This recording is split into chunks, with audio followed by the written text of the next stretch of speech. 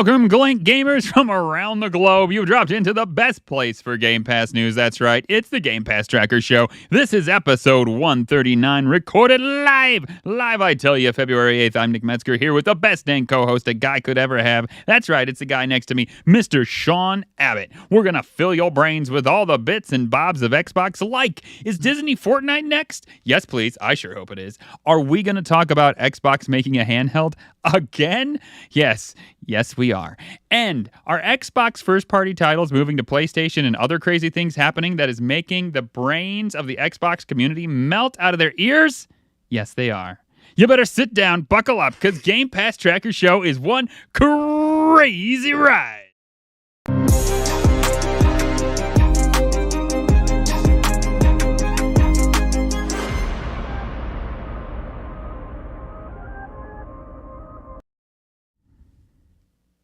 Hello and welcome, everybody. Welcome to the show where we don't speculate, we just go on great news.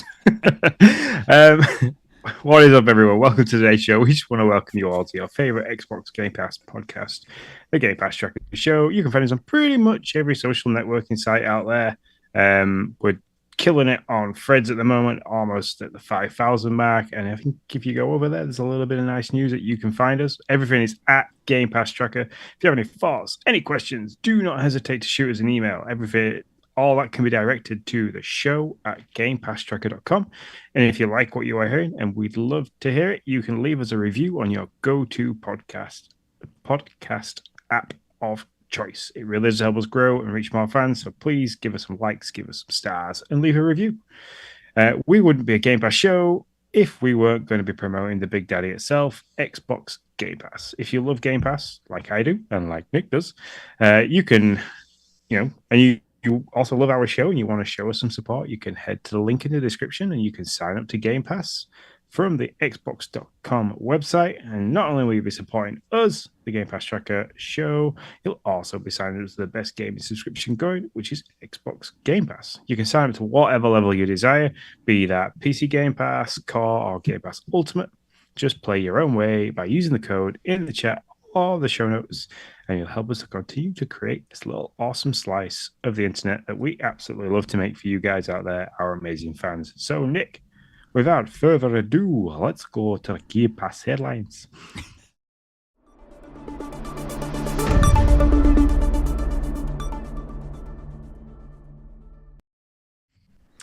That was good. I love the ending. I was all there. I was all there for the ending. I do.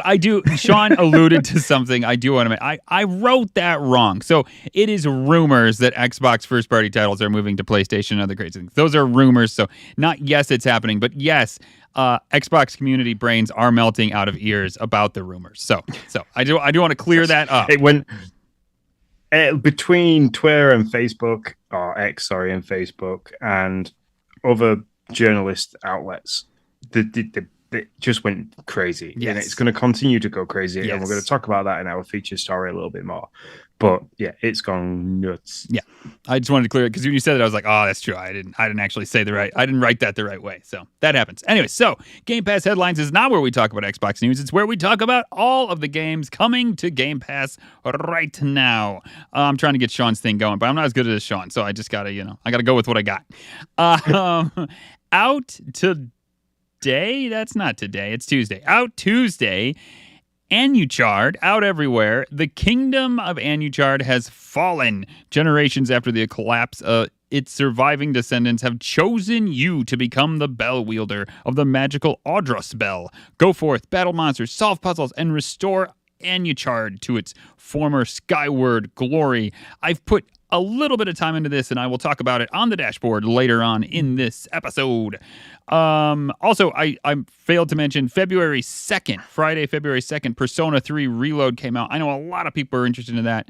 So if you were super interested, probably playing it. But if you forgot that it was coming out, it is out, available now. Go play it. Train Sim World 4, available everywhere. Out yesterday, February 7th. Hit high speeds, roam free along the tracks, and get creative with a host of new tools and features in Train Sim World 4. Design your own liveries. Liveries? Sean, is it liveries or liveries? What did I do you know? Liveries. Liveries. Thank you. Plan scenarios and capture rail fan shots with a new photo mode across 3 detailed routes in the UK, Austria, and the USA. February 8th, that's today, friends. Madden NFL 24 available console and PC. Man, this has got a fan base. There are people who are excited about this. Get ready to light it up in Madden NFL 24 with EA Play. So you gotta have EA Play. Gotta have Game Pass Ultimate. PC Game Pass or Ultimate members can start your season on February 8th when it joins the playlist. And from then until March 8th, you'll also score an Ultimate Team Supercharge pack. All these games just came out in the last week or so. So there you go. Sean, what is coming out next week? So out next week, this is February 13th, coming to cloud, console, and PC, is the Resident Evil 3 remake. So you're going to go and join Jill Valentine, and she is the last remaining person in Raccoon City to witness the atrocities that Umbrella have performed. To stop her, Umbrella unleashes a secret weapon, the Nemesis. So if you ever played the original, the remake is a lot harder. The Nemesis seems to be like the Mr. X of Resident Evil 3. It's just really hard. So playing as Jill Valentine, you must navigate through the chaotic zombie-infested streets of Raccoon City, sternly rebuilt using Capcom's proprietary RE engine, which is absolutely on point as far as gaming engines go, solve puzzles, encounter other gruesome creatures, and try to escape the relentless Nemesis in this reimagining of the 1999 classic. Fantastic game. Highly recommend it. Resident Evil 2 is there at the moment. I have been playing that a tiny little bit. But I might slide into doing Resident Evil 3 because I don't think I ever finished the remake. I think I got stuck at a certain point and it was too difficult for me to continue. So I should go back to that. So February 14th, this is also cloud, console, and PC under the umbrella of everywhere. This is Bloodstained Ritual of Night. Returning to the Game Pass library, Bloodstained Ritual of the Night is an exploration-focused, side-scrolling action RPG, packing all the best features you could come to know and love from the Metroidvania genre into a single content-packed game.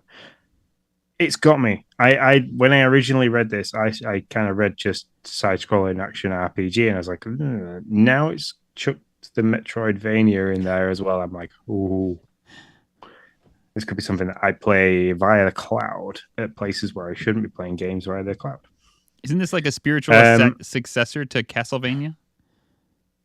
Is it like I'll look that up. I'll look that up to know if I just made that up. I thought Castlevania was a first-person shooter. Or am I wrong with that completely? No, Metroid. Oh, that's Metroidvania comes from Metroid and Castlevania. Oh, like a... Yeah, it's a sweet marriage of Metroidvanias. Wasn't a thing until they were married. Anyway. I'm sorry. We're completely different. Anyway, the next game, which comes out February 15th to everywhere again, is A Little to the Left, which is a cozy puzzle game where everyday messes become pleasing puzzle arrangements. Stack documents, sort postcards, and solve all kinds of puzzles across 100 levels. Over 100 levels. But watch out for a playful cat who might stop by to swipe all your hard work away. Great. So not only do I live with an absolute dickwad of a cat, I then get to play a game with a dickwad of a cat. So yay! Go for cats. Games coming everywhere, all over the place, all this month. So February 15th, another one, Plate Up. Classic cooking action with permanent roguelike progression, which has got Nick dancing because he likes that permanent roguelike progression. And if it's anything like Overcooked, it'll be an absolute mess to play with kids. Cook and serve your dishes, design and decorate your restaurants, and expand your culinary kingdom with unlocks abilities and dishes in procedurally generated layouts. Take on the challenge solo or hire up to 3 friends. So I'm assuming this is going to be online multiplayer and couch co-op as well, which would be quite nice. And then the last game, I do believe... Oh, no. That's for you to talk about, not for me. And I will... So, yes, Bloodstained... Well, at least Bloodstained Curse of the Moon is a side-scrolling platformer that plays and looks similar to Castlevania. I'm not sure about the night if that's the same type of thing, but yes, it's a reminiscent of Castlevania. So just to clear that up. But the game that's coming out in the next month, February 20th to be exact, Return to Grace, also everywhere, as Sean was talking about. A daring space archaeologist has just unearthed the ancient resting place of a long-lost AI known as ChatGPT. No, I'm just kidding. I made that part up. That is not in there. Long-lost AI god known as Grace.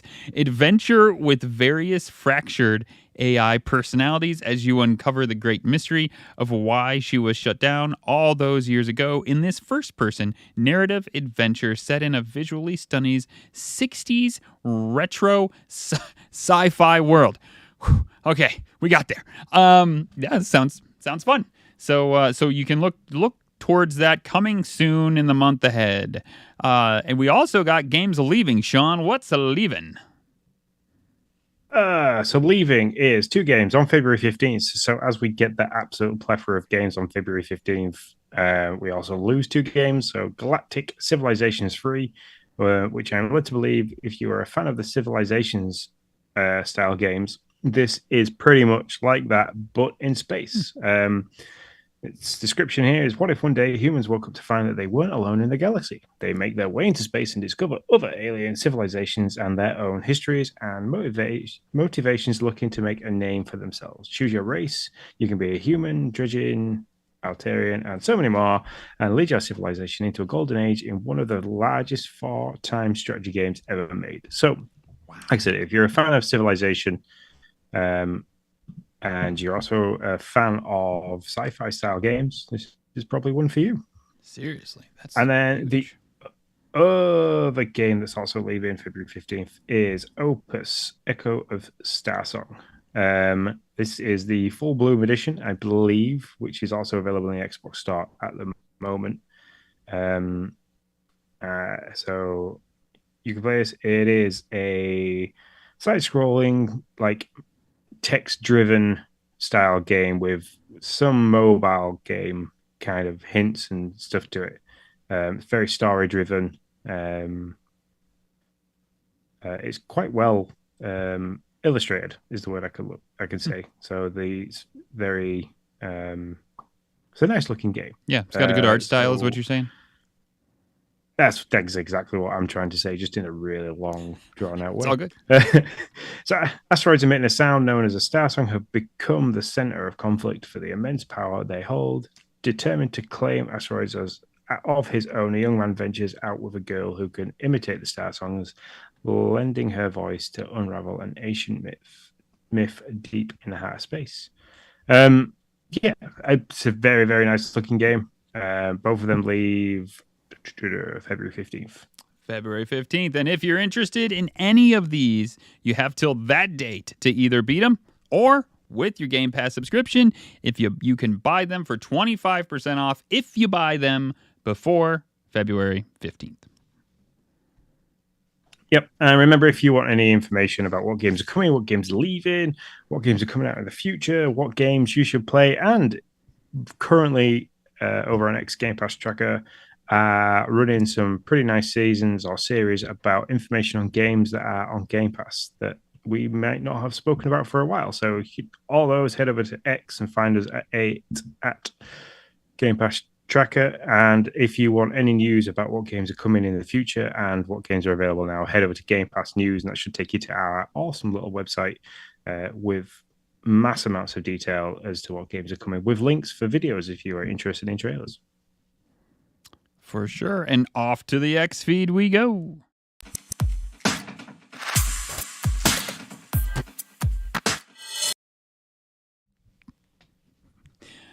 And the X feed is our top stories, folks. Our top stories. We got some stuff to talk about. FTC is concerned about Xbox's recent layoffs, sticking their nose back in the Microsoft. Well, I guess because technically, I don't really understand this, so I'm not gonna talk like I'm an expert here. But the FTC court is still kind of open, so it's like they got enough of a go to close the deal. I don't know what would happen if FTC was like, that was a bad deal. I don't know what happens at this point. I mean, like, how do you put that toothpaste back in the tube? But I guess because they still feel like they should have a say. Their big thing is, moreover, the reported eliminations of thousands of jobs undermines the FTC ability to order effective relief should the pending administration proceeding result in a determination that Microsoft's acquisition of Activision violated Section 7. I feel like the race is over and they're still in the stands trying to figure out who won. But I mean, God bless them. I appreciate them. And I'm just like, I don't know. So I don't want to say too much because some of the information that I want to say about this article is what I want to talk about in our feature story. Okay, fair enough. I think there's going to be some big changes coming in the not so distant future around Microsoft Studios as a developer and a publisher, Xbox as a brand, and Game Pass as a service. I think those three things we're going to see some big changes.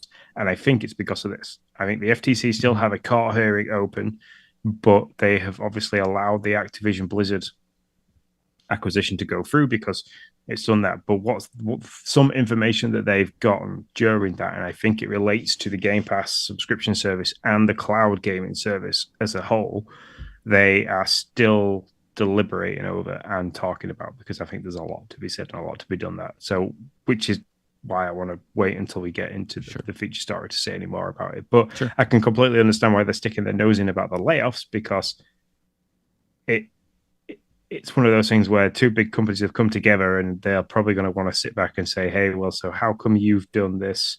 Why, as a business sense, why have you done this? Is it going to have an effect, especially as a lot of those layoffs that we mentioned last week were to do with physical production of games? Mm-hmm. There's a lot of them like, hey, look, your business model didn't say that you were going to do X, Y, and Z, so why have you now done X, Y, and Z? So there's a possibility that they're going to look into it in that count. Yeah, so the only thing that caught my eye in this article, because I kind of had an eye roll moment of like, oh my gosh, really? Like every time Microsoft or Xbox does something, is FTC gonna be like, whoa, see? So I was a little like, but this is the only part that caught my attention. Microsoft's recently reported plan to eliminate 1,900 jobs. This is the FTC talking in a press release, to eliminate 1,900 jobs in its video game division, including in its newly acquired Activision unit, contradicts the foregoing representations it made to the court. So, I mean, I don't know what those representations are, but if Xbox or Microsoft was like, yeah, we're going to keep them all on, everybody's got a job, don't worry about that, we're good. Well, I don't know if that holds legal merit, but it holds merit to me of like, oh, did you say one thing and do another? That's what the FTC is alluding to here. I don't have the actual words that Microsoft said or didn't say to either back that up or contradict what they're saying. But if that did happen, that would hold some merit to me, at least, to be like, okay, I get it. I get why there's like a little frustration here. Yeah, and rightly so. Yep. I mean, 1,900 people, that is a lot of jobs to disappear. So definitely. They're doing the right thing, and they've got people's obviously best interests at heart. FTC out there just to balls things up and kick ass and take names. They are there to make sure that people are treated fairly. What they've done is what they said they would do, and act accordingly. So yeah, Sean, I'm gonna let you take the next one. Forza Motorsport update. It is what's it all about? So we've seen a lot of updates. This is update number 6, which is coming March this year. I can't wait for this for the reasons I'm going to talk about, but also because we get the Notch laugh track. So I went on there today thinking that update 5 was going to be out already, and it wasn't, because I couldn't play the track that I wanted to play. So so what this one is doing is they're giving players freedom to equip the parts they want to install to a car, regardless of the car's level. So currently, as you're playing Forza, you go and purchase a new car. I'll take the 2021 Volkswagen Golf R, because that's one of the ones they use. So you go and purchase this car, and the entry price for it might be like 30,000 credits, something silly like that. Then what you're going to have to do is you're going to have to drive that car. So you're going to have to race it. You're going to have to drive it in online races. You can do it in free play where you just set up your own kind of races and stuff like that. And you've got to constantly drive the car and you've got to drive it well to gain XP. And you can level that car up and you can take it all the way from level 1 to level 50. And when you get to level 50, you kind of unlock a showroom discount of 5%, which is applied to all future cars you purchase from the same manufacturer. So if you were then to go and purchase another car from Volkswagen, you'd have a 5% discount applied to the rest of the cars by the manufacturer. And you can stack those discounts up to 25% if you need to. But anyway, that comes away from what I'm saying. So what they're allowing you to do is you can purchase a car and then purchase open it. As soon as you purchase the car, it opens the door to be able to install any parts and modifications to that car that you want to add. So normally you'd have to drive the car, you'd unlock at level 5, you might have unlocked sports tires or something like that. You can skip that process and go straight to racing slicks and go to full racing circuit tires, but you have to purchase the car points for that. And what they've done is they've kind of worked it out on balance and gone so you can spend 4,500 credits and that'll get you 500 car points, which then you can use those car points to purchase modifications and stuff like that to the car. So what they then kind of do, and this is why I use the Volkswagen Golf, is you can buy that car for 30,000 credits. But if you want to buy that car and take it all the way to level 50 by buying car points, it takes the cost of the vehicle to nearly 90,000 credits. So, which I think it's great. It's a good system because it's I've gone into it and I'm like, oh, I really wish I could do this to the car and do that and do this, do the other, because I'm only going to use it for 6 races in the game. And I kind of want the car to be tuned to how I want it to be, to how it's handling, because all the cars handle differently. The American muscle cars are very rear end light, so you end up trying to put the power down, they end up sliding around all over the place. So you can get parts to install in the car that would affect that and make them more drivable and more fun to drive. Or for people who like to go out and do drifting, there's people who do Forza Motorsport, they just constantly try and drift around and stuff like that. They have to grind and work the car, drive the car to get to the point that they can do all the things that they want to do. So it's kind of giving them easy access to making the game more fun for them. And it's come at a really good time. The game's been out long enough for people that are racing sim fanatics to have been at it and done what they need to do. So for people that are wanting to come in to do a specific thing in the game, they can go and do that. So, and that's what the big update's about. And I think it's a great update. This is brilliant. This is giving more freedom, like they allude to do. It's giving more freedom to people to go and modify the cars how they want to do. Cool. So are they basically merging 2 updates into one? Because you said the other update's going to come too. We already spoke about the racetrack, the Nuremberg. Yeah, so I think we're going to get update 5 and then update 6 kind of at the same time. Okay, yeah. What's the title? Save me. What's the title so that people know that I don't just have some type of disease? Nuremberg Nordschleife. There it is. Thank you. I wasn't going to get there. So there you go. There's an update coming. And is there a time frame for that? Do they know? Or just out soon? Both just say March 2024. Okay. So. All right. So there you go. As soon as we get a time, a date or anything like that, I'm pretty sure that we'll have mentioned it over on X, or we might be able to talk about it in the podcast in a couple of weeks' time. Sure. Yeah. Sounds good.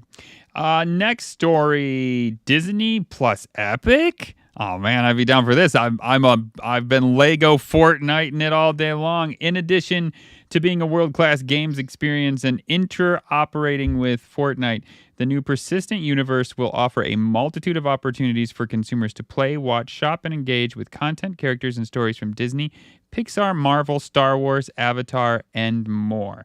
Basically, Disney is wondering if they can get Epic to help them build a game connected to the Fortnite universe. Sounds a lot like Lego Fortnite to me.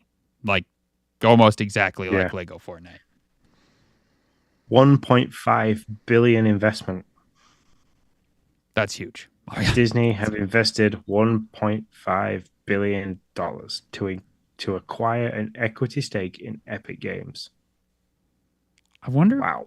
How big that stake is. I mean, Epic's pretty huge, but I would still love to know how big that is.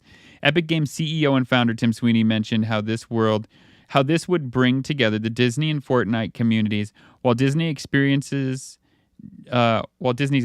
chairman Josh D'Amaro said it would enable Disney to bring together its incredible collection of stories in ways it could have only dreamed previously.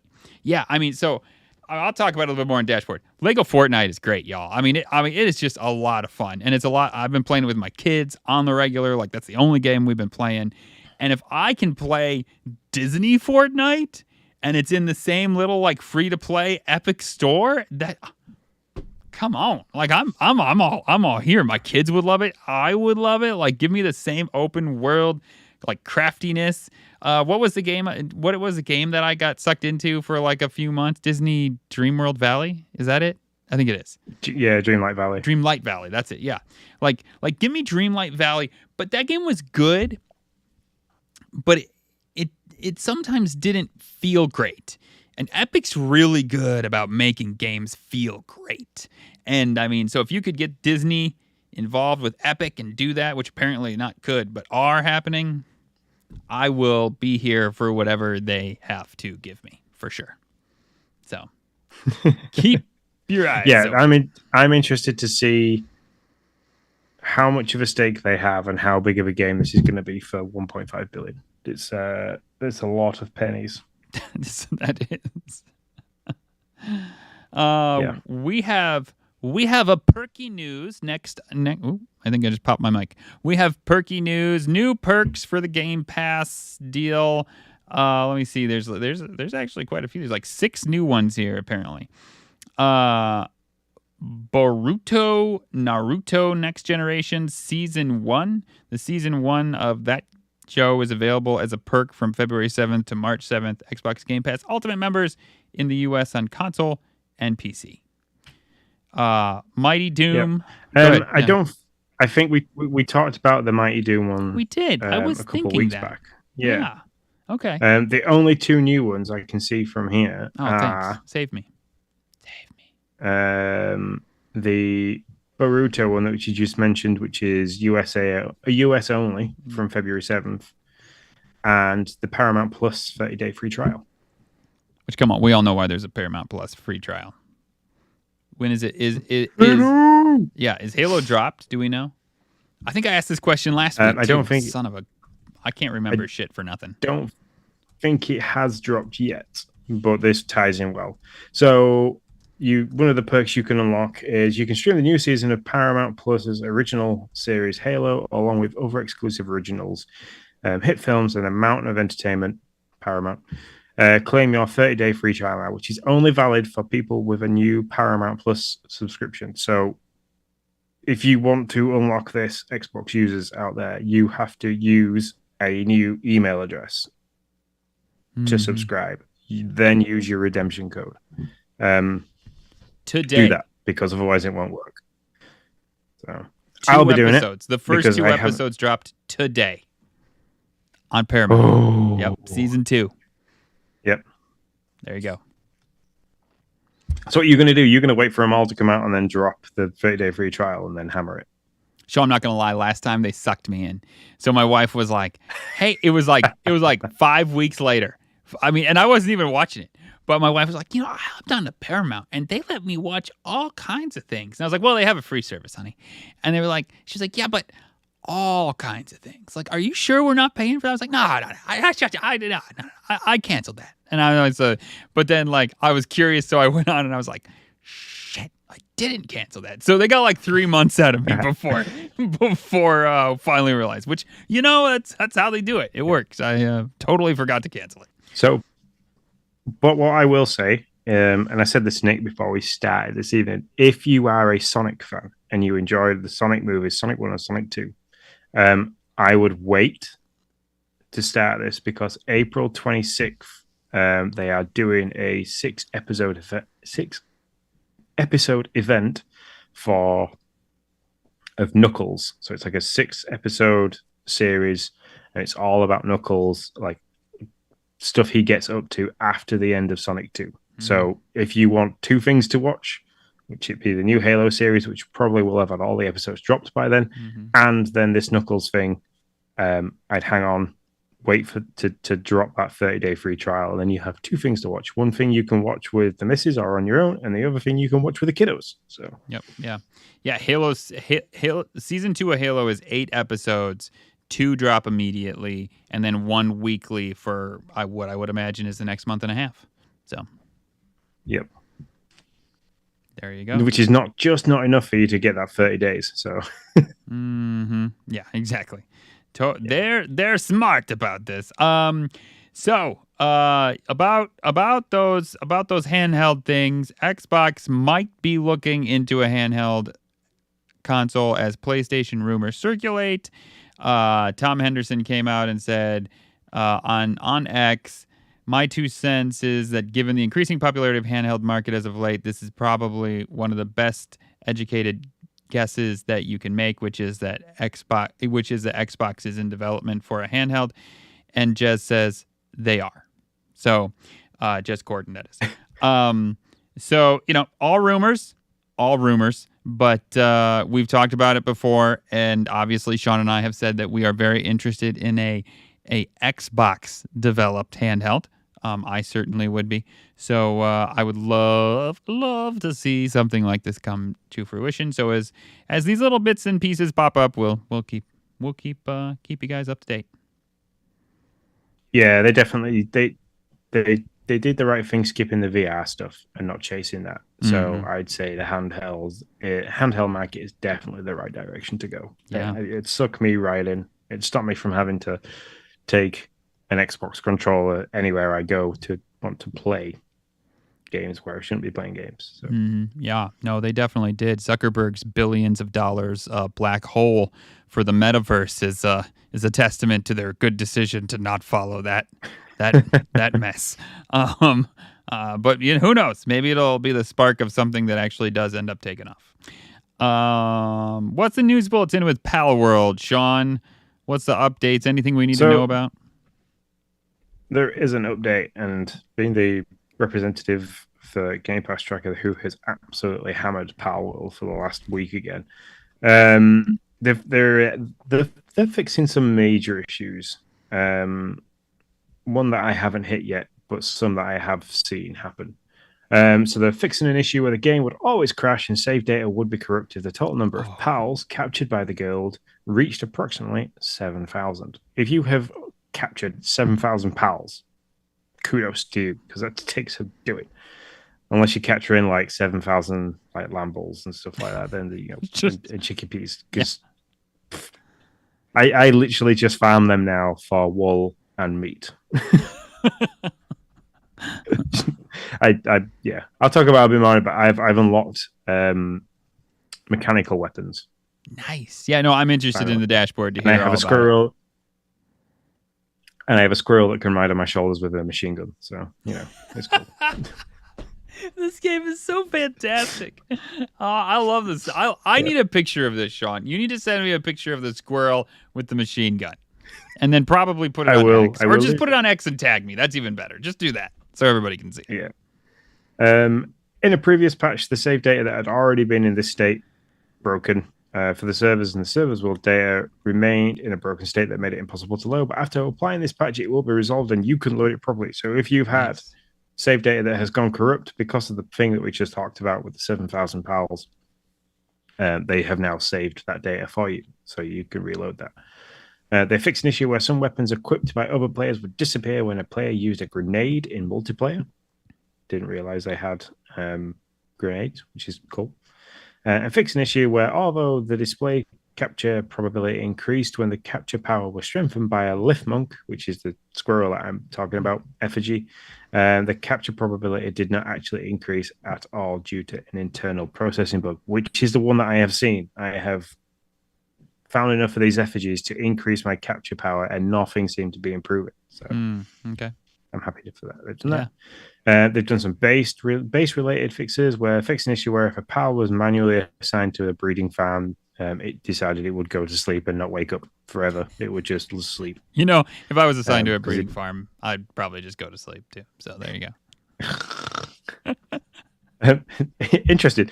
You have to assign a male and a female, and you have to put cake in a box for them to do the business. Food, you know, it's the way to the heart. And also they fixed an issue where no wood would drop when a pal has chopped down a tree. So that's that one. And then other issues is that they implemented countermeasures against some cheats and exploits. So if you're doing the thing where people were making hundreds and hundreds of pal balls and then using a glitch where they could bounce themselves into the sky and then throw hundreds of pal balls really, really quickly, or pal spheres, sorry, really, really quickly. And it would just capture like tons of pals in one go. This is fantastic. God bless people. They're ingenious, I tell you. Absolutely ingenious. Yeah. So there you go. That's our news bulletins, folks. Now on to the feature story, the one we've been talking about. Is Microsoft giving PlayStation some of their titles? What's going to come out in next week's not rumored. Phil said it was coming out. I don't know. Update. What do you think, man? Start us off. Lots of stuff here. So, first, I think the first rumor that came out is the video games heading to PlayStation 5, which sparked an absolute massive online debate across all social networks. I saw it heavily on X, but the couple of gaming communities that I'm in on Facebook, they were also going pretty crazy about this as well, saying that Xbox was folding, it was closing it down as a company, and Microsoft was absolutely in a shit state, and they were doing this, that, and the other, and there was loads of crazy stuff happening because they were having to sell their games to PlayStation to stay afloat.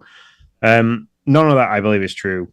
I instantly went on the stock market and had a look at like Microsoft's current stock price, and it didn't drop very far. A lot of things dropped that day, apart from Nintendo. Nintendo always seemed to do the opposite. Like Sony's price plummets, Xbox price plummets, Nintendo goes, Meh.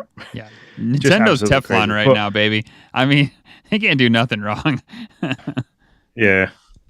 So that stayed up there. The net worth of Microsoft as a total on the the Forbes website, I believe, stayed at 3.01 trillion. So to me, if a company was going to fall or fold, the stock price would absolutely just be dire because people were selling before. They lost too much money, and the net worth of the company would probably fall along with that because it's all related to money held in stocks and stuff like that, as well as assets and basically how powerful your company is within the trading world. So all that kind of. So I took a step back from that, and I even said, hey, look, the stock price is absolutely solid, and I can't see the company the size of Microsoft or Xbox just closing its books and saying, yeah, we're done. So definitely not. I squashed that about them closing. As for the games heading to PlayStation 5, yeah, it's absolutely fine.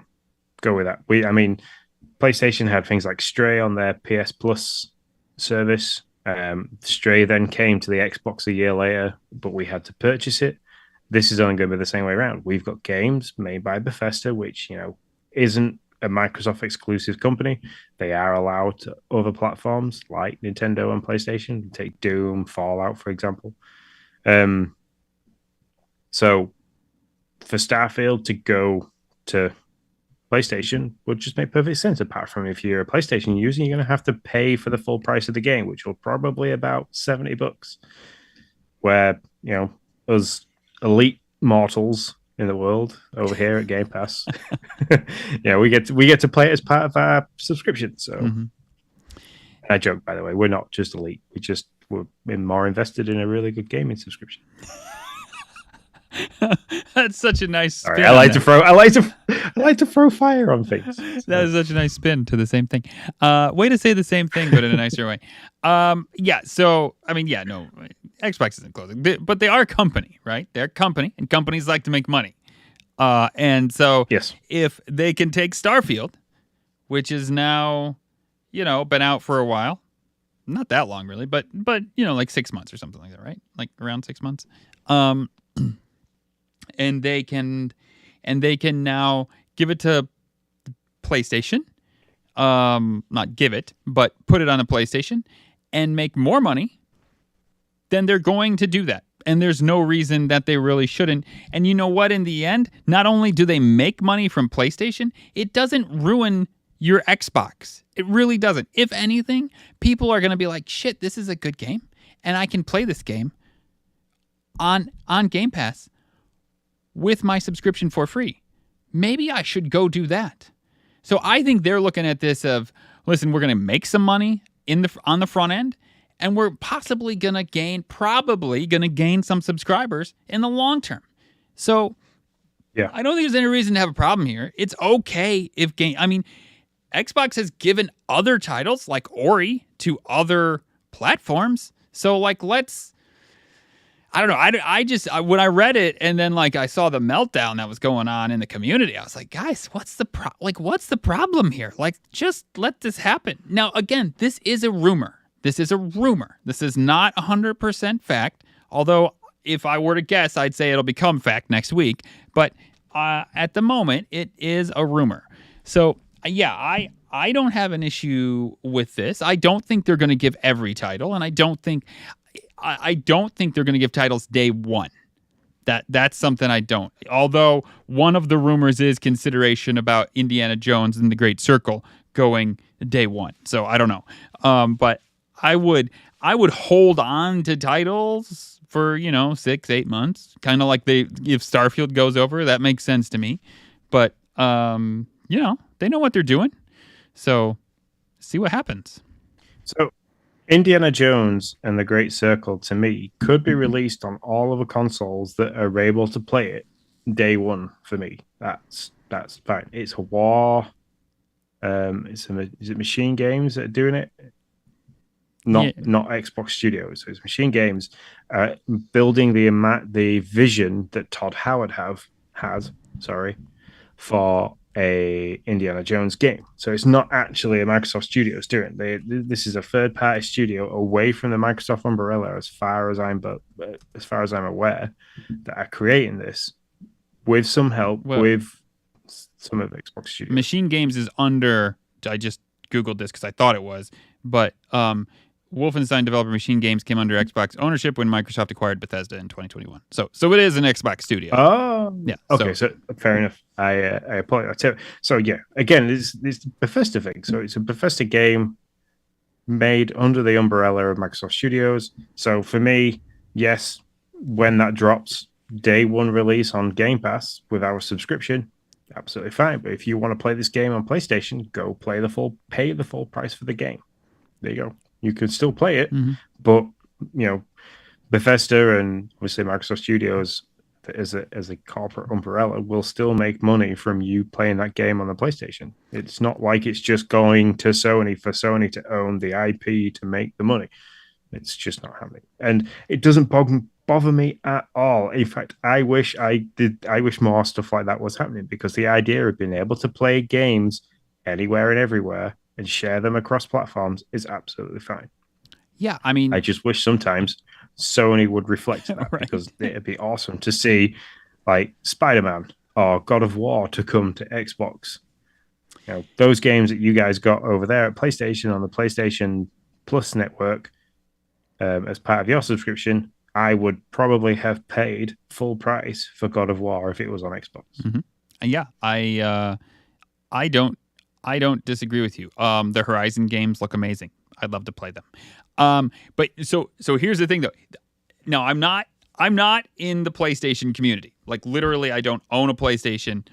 I don't keep up with a lot of stuff. But as I see it from the outside, Microsoft has the ability to do this, because Microsoft not only has these exclusives that are really cool, they also have Game Pass. They have this other hook back home, which is going to keep people gravitated in their community.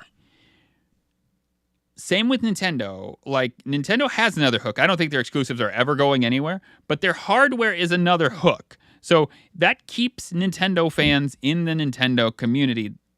I don't see another hook. Happy to hear it out, but I don't see another hook for PlayStation except for they have banger games. So they can't give the banger games away because then they don't have another hook to have people come back to the home base and pay for their shit on their stuff.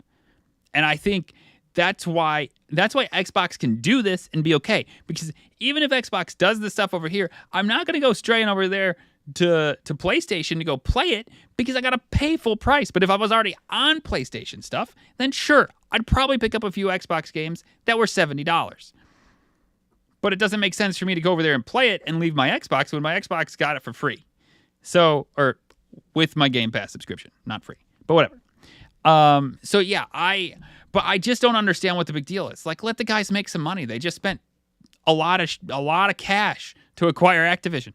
They are not broke. They are not going out of business, but they do need to make money to recoup investments. That's for sure. So let them go out and recoup that investment and do that stuff. And why does it matter? So yeah, I agree completely. So then going into this further, talking about Phil's marketing update, our business update is coming in the next week or so. I don't know if it's going to be in the next week or just over a week. He hasn't given a date for it. His tweet literally just said, "We're working on it and stay tuned." Mm-hmm. So I think if you are a big fan of X and you're a big fan of Game Pass Tracker, you'll have seen that there's been 2 X Spaces that have happened. And on there, Garrett was the one that was hosting those. He had a couple of people. We had Tim Dog on there and stuff like that. So people were coming on and they were talking about all kinds of different stuff, all talking about the direction which Xbox, Microsoft, and Game Pass could go individually. I think some of that, not all of it, and I don't think the full details are all going to be alluded in this business meeting. I am a firm believer that Microsoft Studios are going to partner away from Xbox. So we're going to see a divide. It's not going to be Microsoft Xbox. It's going to be Microsoft Game Studios, Xbox, and then Game Pass. All 3 separate things. Xbox, the brand for the hardware stuff, which is going to continue, and I don't think it's going to continue forever. I think in a decade's time, we might still be referring to it as an Xbox controller because that's what we do. As we get older, we stick to a brand that we know. It's like old dog. Yeah, it's like Starfruit, Starburst, and Opal Fruits. You know, we still call them what they were. And there's people that still call Snickers a marathon bar. So you know, it's just how people get. But okay. In decades time, I don't think there's going to be Xbox hardware. I think it'll be called something completely different. Game Pass is going to go and do its own standalone thing, and they will remove the Xbox logo from it and create a new logo for Game Pass specifically. So you'll have Microsoft Studios as your developer and publisher for their first-party games and everything that sits underneath, and they will have IP that they own. Xbox, the brand, will slowly be diminished and close out, including hardware sales and things like that, and development will just dip. And then Game Pass will go, and we're going to see a huge spike in hardware around Game Pass and the cloud subscription. Now, that's the way I think it's going to go. I think it's going to be loosely outlined in the business meeting that he's going to talk about, and all the way it's going to go, because that talk about Xbox Studio games being able to go to other places like PlayStation 5. So your publisher developer is now allowing those titles to move away from the Xbox brand and go to other places like Nintendo and Sony and Steam even. So you might be able to purchase, because you can buy Starfield on Steam. So why can't you buy it on PlayStation? So it's good. That's what's going to happen. For me, that's what anything is going to happen. And I think Garrett touched on this quite a bit with a few other people in the X space. So, and he knows a lot more about that than I do, because we had a chat, me and Garrett, the other day before we were talking about stuff to to do with the podcast and going forward. And Garrett Atkins is like our some of the fearless stuff, leader of Game Pass Tracker, just so that everybody's up to date who's listening. So there you go. Keep going. yeah, really nice guy, has some awesome stuff floating around his head in terms of like where he thinks Xbox is going to go, and a lot of it makes perfect sense. So go listen to the X Spaces, wrap your brain around what he talks about with everybody. But yeah, I think there's going to be some big changes going to come, and these changes aren't things that Microsoft or Xbox have kind of sat there and gone, knee jerk, let's go this way. Game Pass has been around since 2017. They have been working on it. They have developed servers based around it. They have built the cloud gaming thing. They have gone and they've built the studios to support Game Pass to make great games, for it to come to things day one, to get more people in on a subscription service. They know what they're doing. They have been building this for a very long time. So, yeah, for sure. I think it's likely that Xbox goes away, but probably not in the short term. Like you're saying, which is pretty much what you said. I think it's cool because I think I said this somewhere to somebody. Xbox is, I think, at some level in the beginning of its life, maybe even some in the middle, was kind of like that uncle in the family that you never wanted to really associate with. For Microsoft, they were always kind of like, yeah, they're doing their thing over there. It's cute. We're over here making shit tons of money with Office and all the other, and our servers and all the subscription-y stuff. That's cute over there. I think Phil has taken it from look at that cute department in Microsoft to giving them a seat at the adults table, and now being like, yeah, that's a Microsoft department, and they're killing it over there. Frickin' killing it. yeah. So I'm excited for them for that. Go ahead. So that conversation you had with Bruce in our little like Xbox Friends Discord that we have. So. Yeah, that's where I knew it was somewhere. And so I'm excited. I'm excited for them for that. I'm excited to see what happens. I do agree that I mean I've said before any of this happened that the hardware wasn't hardware as we know it, as like the Xbox is not going to be there. You're going to be working off of an Xbox, like a little box, and you're going to be downloading your shit, and you're probably, there's going to be some people that aren't very happy about that. And you're either going to be downloading digital games or into this little box, or you're going to be streaming crap. Those are going to be your options. I do think, and you've talked about hardware. I would love to see Xbox come out with a handheld. I do wonder if they're looking at the market right now, looking at the Apple Vision, knowing that they have the HoloLens right now that sells for a crap ton too, and they're probably looking to see what does the Apple Vision thing do? Like, do we skip? You got to be looking to the future. Is handheld still the future, or are we going to skip that for a new wearable device where we're really talking like FPV, AR type of reality, and move on to that? But as we've said, they were smart to skip the VR because, Sony jumped in and they have as I understand it, they have a pretty sweet rig, but it's never been like a huge money maker for them. The Quest, is it the Quest now? Is that what it's called? The thing you have? Yeah. The Quest is doing pretty good. Probably the most commercially consumer successful product for the VR that I know of, at least. So I think they're trying to figure out where do they jump in.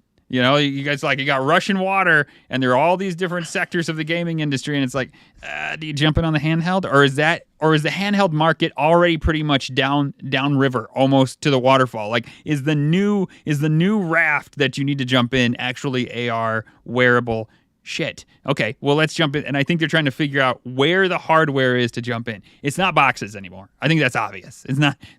And yeah, I don't think it takes an analyst to be like, I think the boxes are kind of shipped and sailed. Nobody, no, that's pretty obvious. But what's next? And I think that's what they're trying to figure out. I'd love for him to highlight that. I don't think they're there yet, but that would be great to see what they think.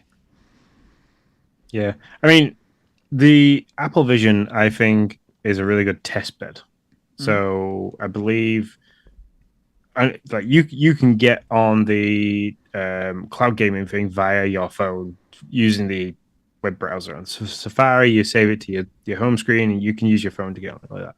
So I don't know if you can do that in the Apple Vision Pro, but we talked about the other week that they were making a standalone app, which I'm just going to quickly look for now. Like a standalone app for X XCloud. So if they do that within the Apple Vision Pro, and so you're wearing this Apple Vision thing, and you just pick up your controller, and it does the same kind of thing that it automatically does with your MacBook. So you look at your MacBook, it registers that device. You can then bring up the screen of your MacBook in front of you and do what you want to do. So you look at your Xbox controller, and it automatically registers that as the Xbox controller and fires up the application for Xbox cloud gaming, and then you just flick through it, bring game. You can make the screen as big as you want, as small as you want. You can make it as immersed as you want, because Apple Vision does that thing where, like, when you're watching a film, you can pick a landscape like that sits behind it, so you can take away. It gives you that full immersion kind of thing. So do all that kind of stuff. Like you say, AR technology is probably the way to go rather than VR technology. I've played the xCloud via the Meta Quest 2, and it works. It's not very clean and crisp, so I think it's down to the Meta Quest 2 being able to handle it. But the idea of being able to just sit on my living room sofa with the Xbox controller in my hand, wearing a headset, and I have a 90-inch screen in front of me is awesome. Especially if you can work that with spatial audio and stuff like that, like the Apple Vision Pro does. You're like almost at the point of Ready Player One style gameplay. Yeah. I mean, and I think they're looking at it and saying, okay, Apple's first to market. I mean, there are other of these goggle type things, but what Apple's doing is really first to market. It's a different beast than Quest and all that stuff. So Apple's first to market with it, but they're like, okay, exactly what you're saying. Let them be the test bed. Let them do their thing and see if we jump in with an AR goggle. Learn from them and see what happens. They're not done with hardware. They're just done with console boxes. That's my main point. So whatever that looks like, I don't know. They'll still be in hardware. I just don't know what hardware they'll be in. And I don't think Xbox will be there. I agree. I think Xbox will go away and it'll be Microsoft Gaming and Microsoft Game Pass. But listen, y'all, so before anybody gets roasted, this is all rumors. Okay, we don't really know what's gonna happen, except for we're gonna have a chat from Phil and friends in the next few weeks, and they're gonna tell us something about the vision of Xbox. But what it looks like, we have no idea. We're just over here shooting shit and throwing stuff against the wall, and we'll see if any of it sticks when Phil talks to us. In my opinion, I would like them to make one more console. Just like go, balls deep in it, and make like a super powered, the PC style towered console that does accept discs if you want it to, but you can have a diskless version. Have it so it's 8K ready. Throwing out all the teraflops and frames per second that a PC can do. Make it as high end as possible. Have that as your last hurrah for a console. Make it stupid price, because if you turn around and say this is going to be our last console in manufacture, and it's £750 to buy it or $750 to buy it, people will buy it. I'd buy it. I'd sell my Series X and buy that and be like, hey, look, I've got the last ever console. It can do more than my TV can handle, but I don't care. If I plug it into my TV, it will fry my TV, but I'm going to do it anyway. Yeah. But so go out on a bang, go out on a win, say, look, we finished with the console race now, but we are still, like you say, looking into hardware directions. Make the controller that connects to the TV and it's all Bluetooth and wireless, and connects directly to your Wi-Fi, but works with your TV, so you can play Game Pass on your TV and stuff like that. Just that I will not come away from Xbox as a brand and a follower, because it's out of all the three. I've owned a PlayStation, I've owned countless Nintendo consoles. and I've owned countless Xbox consoles, and I always end up getting rid of my PlayStation console. So that's just who I am. I prefer Xbox and Nintendo, so that's the way I'll probably always go. Yeah. No harm there, man. Whatever you love, play it. That's what I say. Which is another reason why Xbox games should just be over there. Just let them play it. Xbox wins. They make money. They win. They get to play the games. Yay! I don't know what the problem is. I'm sorry. Why can't we be friends? Yeah, exactly. You know, like as long as everybody's getting along and everybody's doing their thing and everybody's happy, then let's just do it. Yeah. So there you go. That's our feature story featuring what the hell is going to happen to Microsoft in a week. We don't really know, but we sure can't wait for Phil to tell us. There you go. Nope. And as our title alludes, just keep calm, game on. Keep calm, game on. Amen, Sean. That's exactly it. Let's go into the dashboard.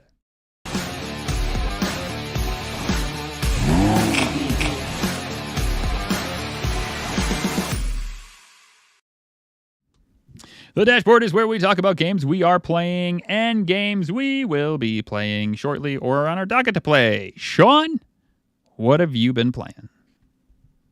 So while we have been chatting, I've added two other games to this because I want to talk about them very quickly. I've only played them for a little bit, but I wanted to talk about them really quick. So before I get into Palworld, I fired up, like I said, Forza Motorsport just to see if I could play the Nordschleife. I couldn't. It wasn't there.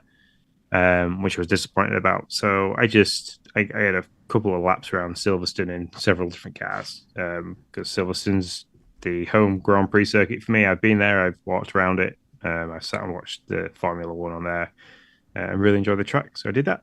That passed half an hour. Then I fired Resident Evil 2 up. I did the start of it.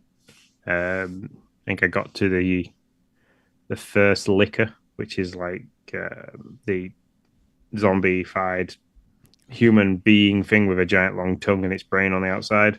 Okay. Realized how scary that was in the remake and thought, I don't want to shit my pants anymore, so stop playing that too. you sound this is how I would talk if I was playing the game. I probably would have never made it to the liquor. Yeah, no, I remember not long after the liquors when they introduced Mr. X, and I remember how much anxiety he gives me because he's everywhere. Like, and you can't kill him very easily. So gotcha. I came away from that and thought, I know what I'm going to do. I'm going to go back to my nice, peaceful slave camp in Palworld and do what I need to do. So, but no, I played Palworld. I played for 2 days in a row now, and I must have done at least 4 hours each day. I love this game. I don't know quite why I love it because everybody I talk to are like, well, I don't get why you're so interested in this game and why it's captured you so much. I think it's a combination of I don't know what the fuck I'm doing most of the time in the game, and there seems to be constant progression, always progression. So I'm always moving further through the map. I'm always finding new pals I haven't yet got, or lucky pals, which are like the giant version of a small pal that is really shiny, so I always want to catch them. And constantly like upgrading the base and stuff like that, and having them build different things, unlock different things. It's just constant progression throughout it, which they've done really well. Like in-game preview, they have kind of made it so that you feel like you're always doing something. There's always something unlocked, even though you aren't actually moving far through the game, or you don't actually have an objective to get to. So I enjoyed that. I caught one of the giant mammoth elephant things. Yeah, you did. I didn't do that by myself. I was just exploring the map, and I came across a syndicate thug kind of base, and they were all attacking it on the outside. So I kind of like stood inside their base and watched them attack this thing and get it all the way down to almost like no health. And then threw a mega ball, a megasphere, and I was like, yay, I caught it, woo! And then I got rid of all the thugs. That's fantastic. I love that story. Yeah, I love it when you can do stuff like that in a game. That's cool. Yeah. Absolute opportunist moment. I came across another one today.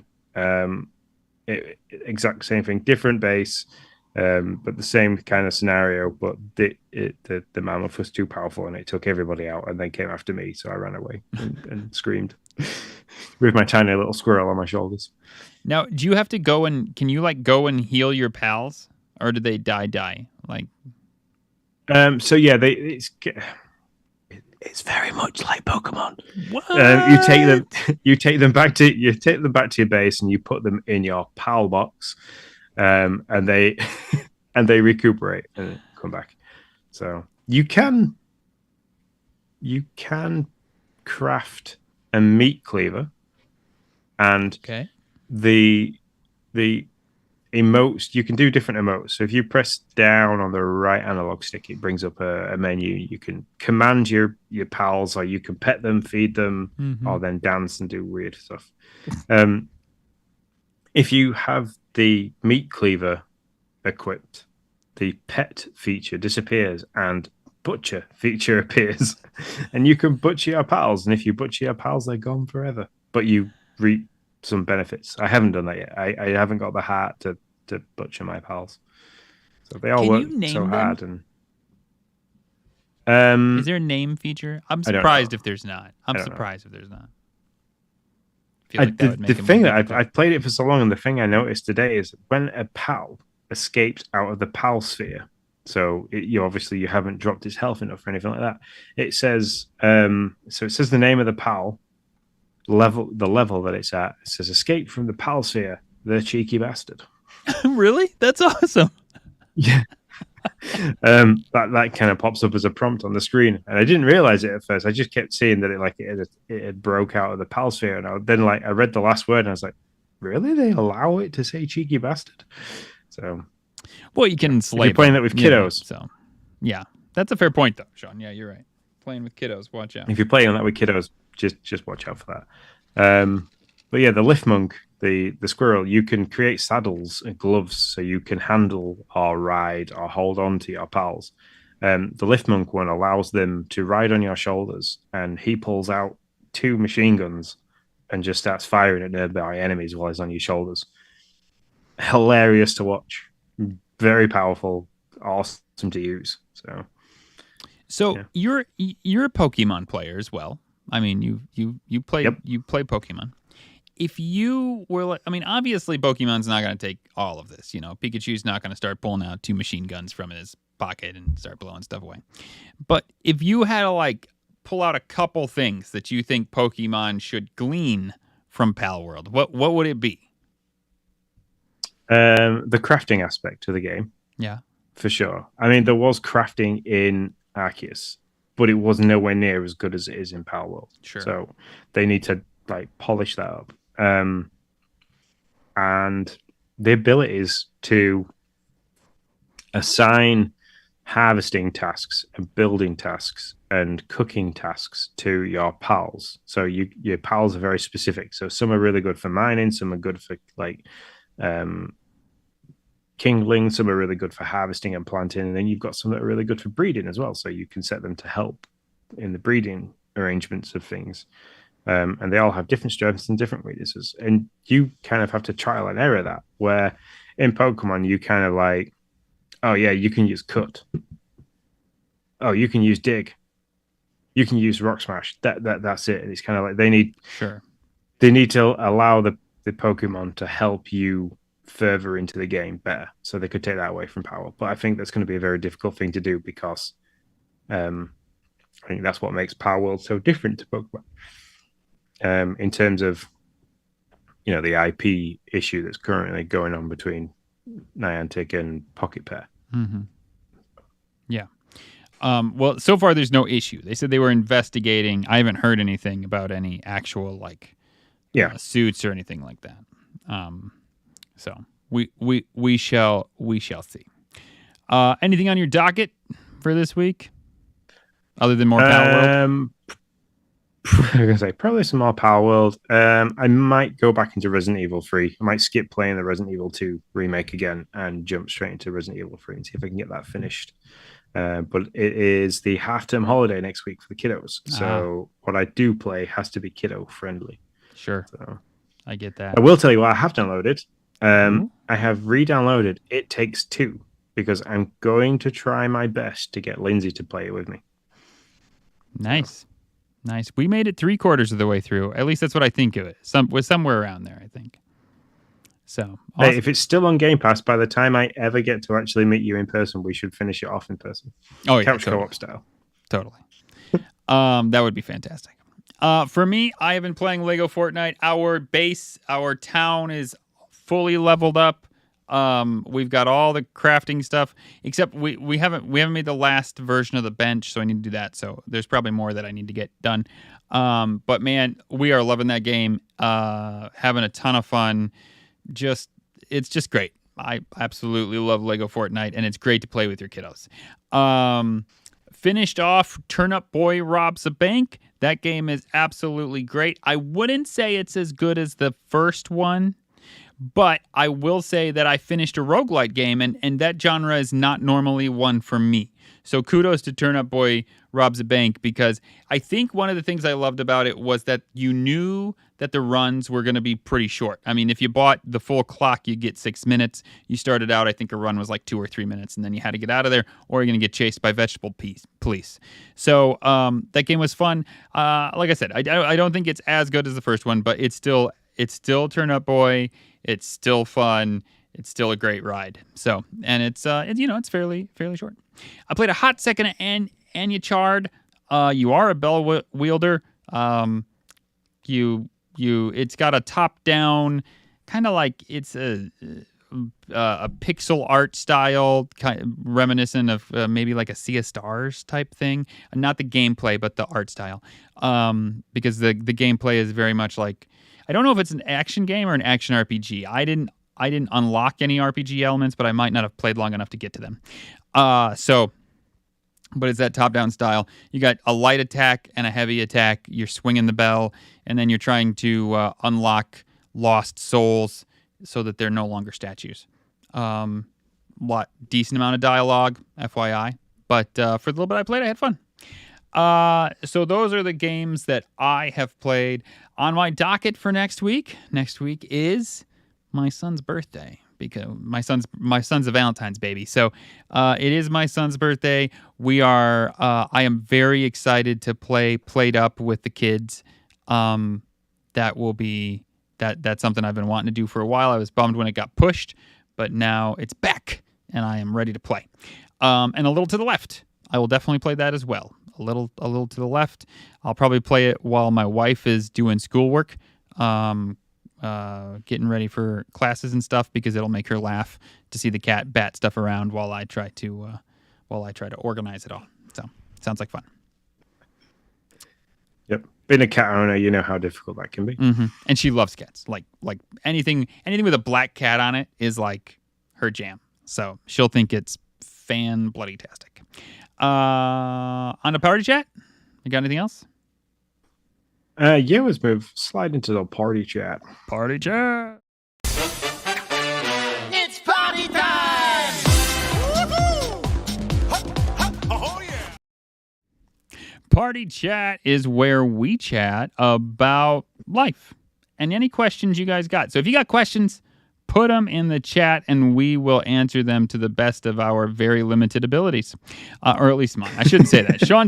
Sean is great. You have sometimes limited abilities. So Sean, how you doing, man?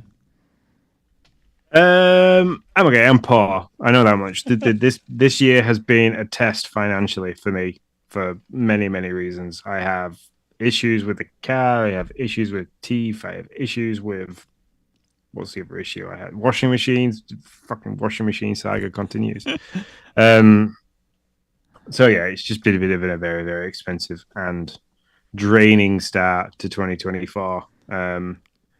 But other than that, yeah, I'm good. Kiddos are happy. They get a week off next week. I'm sorry. It was just like, you just like listed this like long scroll of stuff and you're like, but other than all of that, life's effing great.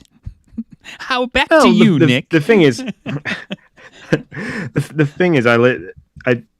I've been I've spent the beginning of this year trying to work very hard on my mental state. So it didn't end very great at the end of last year. The beginning of this year was supposed to be a better start. The financial situation hasn't helped that much, but I have been reading a lot of stuff. I've been doing a lot of like but work on myself. And It's awesome. One of the things that I've been reading a book called by Ant Middleton, which is about 15 ways to better improve yourself, and it's a very, very good book. He's an ex-SAS. He's ex-SAS. He did the show He Who Dares Wins, kind of thing. You might have seen that on TV or maybe not, but if you are listening to Disney, so you'll know who Ant Middleton is. And one of the things he hits on is that he was struggling with work at one point, and like he didn't have milk in the house to feed his kids and stuff like that. He had a baby at the time, and he didn't have the milk to warm up. And he was like panicking about it, and he had a full-blown anxiety attack regards money and stuff like that. And he had to break into his kid's piggy bank so he could just have enough money to get milk to feed the kiddos. Tough. But it kind of says, like, is one of the things that he took away from that situation is that money shouldn't be something that you can get completely stressed about. Yes, it's difficult. It helps you. It does a lot of things. If you don't have money, you can't make ends meet. That's fine. But when I say it's been an expensive start to the year, it hasn't left me like where I can't make ends meet. I can't. It's just that I'm spending more money than I would like to. So, but money's money. You can always go and make more money somewhere and do something to make more money. So I try not to let that stress me out too much. But the things I take more importantly is my kiddos' health. My kids are really healthy. Lindsay's she's really enjoying work at the moment. She's looking forward to a week off. We're going to go and eat lots of pancakes in an American diner next week. So we're super excited for that. So there's lots of things to be positive about as well as the negatives. So that's what makes me be able to say, oh yeah, other than all that, that's crap, awesome. I'm good. Yeah. So yeah. Cool. My kids have been sick for 2 weeks, speaking of health. One and then the other. No, nothing horrible, okay? Like, nothing horrible. But, man, I am sick and tired of sick kids, let me tell you that much. Like, and I think we're on, like, the final end of this, so I'm glad to be out of it. Because, and you know who's the worst is my son. My son, I feel sorry. Whoever my son marries, I feel sorry. I mean, he is the biggest sick baby in the world. Like, my daughter's like, I don't know, Dad, I'm okay. And I'm like, I'm like, sis, you got 103.5 fever. Like, you're not okay. You're sick. Noah's like, he's like, oh, yeah, screw this. I'm going to run around. Yeah. Noah's like, I'm dying. And I'm like, I take his temperature. It's like, it's 100. I'm like, okay, you do have a fever. I was like, but can we just like dial it down a little bit? Okay. I mean, like, I love you. I know you don't feel great. I get it. But anyways, so it's been a real thing. Thanks, Nathan, for subscribing. Also, thanks to we had a bunch of followers, and so Polaris Strider, Boozy Boys Gaming, which I really love, followed us. Markbox, and then so Melanie Herman, Tater Johns, that's a good name. Alexandre Tremblay. So thank you all. That was all tonight. So thanks. We had a bunch of follows and subscribes and likes, and it all means a ton to us, and we really super appreciate y'all. So yeah, that's been trying, but other than that, I was really hoping, because it's February, we're going to this like bouncy place for it's his 10th birthday, and he was super. So I was just like, please let him get well for this thing, and so he is on the mend, and he'll be okay for Saturday for his birthday party. So that is good. So you've got a heavy weekend then. If you've got kid's birthday and then Super Bowl on Sunday, yeah. It's a test for the Chubbies bracket this weekend, dude. Oh, I'm not. No, you know me. You know I can avoid it all. I like frustrate the shit out of my family. I'm like, they're like, here's this. I'm like, I'm not eating that. And they're like, oh yeah, because you're on your stupid little thing. So to enlighten everybody, I'm on this like weight loss challenge. 2 years ago, I won it. This year, I don't think I'm gonna win it, but. I'm still down by like 7% or something like that. 6% maybe. Wow. I don't know. That's like impressive. So like 14 pounds. You're down to 206 now then, or nearabouts. 204 something or other. Yeah. Wow. Yeah. Okay, last week you were like busting your balls about 207 and not being able to break that. So now being down to 203 is impressive. Yeah. So I'm part of this. So you're right. It totally is. But it's Super Bowl, which everybody wants to get together for. I tried to like nix that idea, but it didn't work. So yes, we're having like a little Super Bowl gathering. I wouldn't call it a party, but just like a couple of family members. So a Super Bowl thing, the kid's birthday. Then we'll have the actual kid's birthday on Valentine's Day. Then my grandmother's 90th is on Friday and Saturday.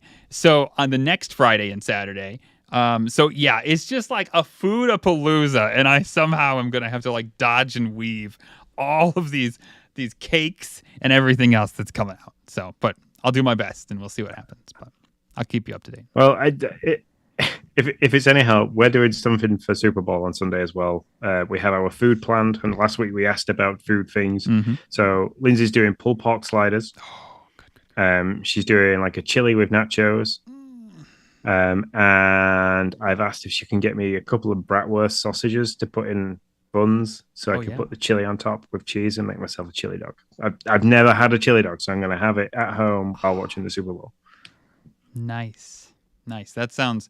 Now, I'm not going to lie. Chili with a bratwurst isn't something... Normally, it's just like a regular hot dog. Is a hot dog like a bratwurst for you, or...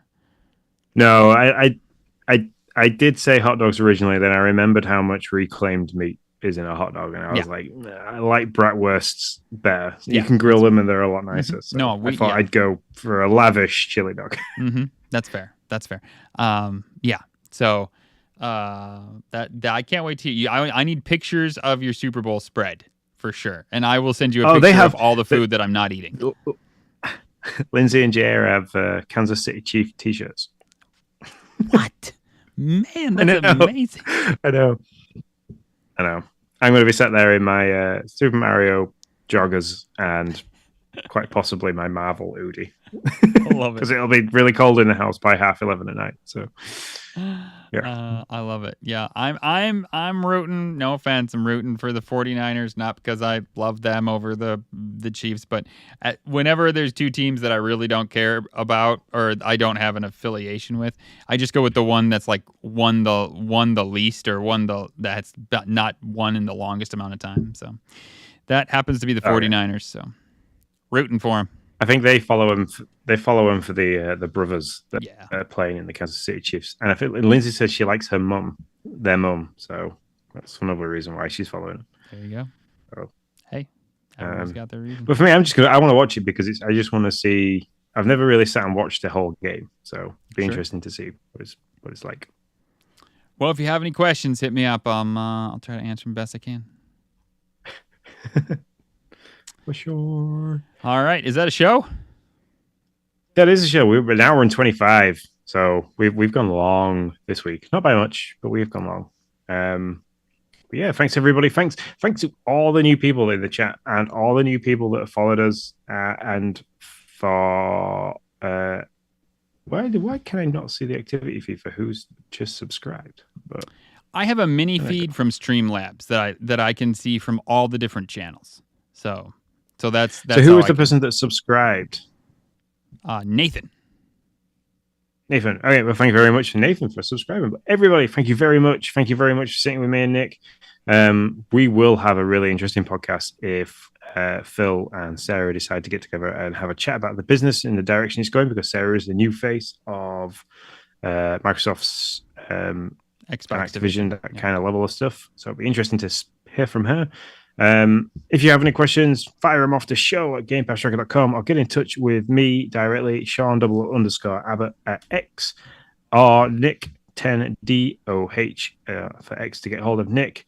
Or everything else is at Game Pass Tracker. If you like what you hear, please leave us a review, leave us some remarks, get in touch with us, leave some feedback. Keep your eye on X as well for any spaces, especially with the rumors and everything coming to fruition. There will probably be some awesome coverage on there from everybody at our social side and from our fearless leader, Mr. Garrett Atkins. So yeah, until next time, guys, we shall see you later. See you later, guys.